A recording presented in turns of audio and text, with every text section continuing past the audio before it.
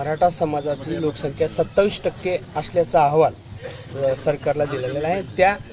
त्याचा स्वतंत्र संवर्ग करून 10 ते 13% आरक्षण देण्याचा सरकारचा प्रस्ताव आहे सध्या, अशी माहिती येते।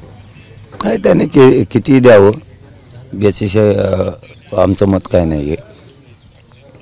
याचं गोरगरिबाच्या आंदोलनामुळे तेही आरक्षण मिळतंय, परंतु ते किती लोक घेणार आहेत आणि किती टिकणार आहे याच्यात शंका आहे। त्यापेक्षा मराठ्यांची करोडोंची मागणी 50%च्यातून ओबीसीतून आरक्षण आणि ज्याची नोंदी मिळाल्या त्यांच्यासाठी सगळ्या सोयऱ्यांचा कायदा म्हणून सरकारनं प्रथम सुरुवातीला आजच्या विशेष अधिवेशनात सगळ्या सोयऱ्याची अंमलबजावणीची बाबतची चर्चा घेऊन अंमलबजावणी करावी ही मागणी।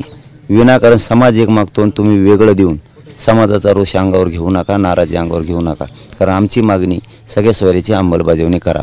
कारण या सगळ्या सोयऱ्याच्या माध्यमातून ज्या मराठ्यांना आरक्षण मिळणार नाही त्यांच्यासाठी हा कायदा आहे।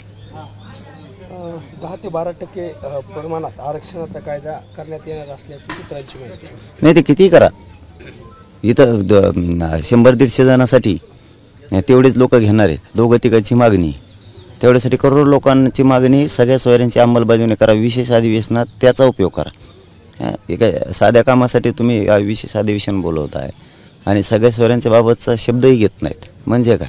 तुम्हाला प्रथम सुरुवातीला तुम्ही अगोदर सगळ्या सोयऱ्याच्या अंमलबजावणीबाबत चर्चा करा, नसता हे आंदोलन थांबत नाही। आरक्षण घेतल्याशिवाय आम्ही ओबीसीतून आता सोडत नाही, सगळ्या सोयऱ्याच्या अंमलबजावणीशिवाय सुट्टीच नाही आता। एबीपी माझा, उघडा डोळे बघा नीट।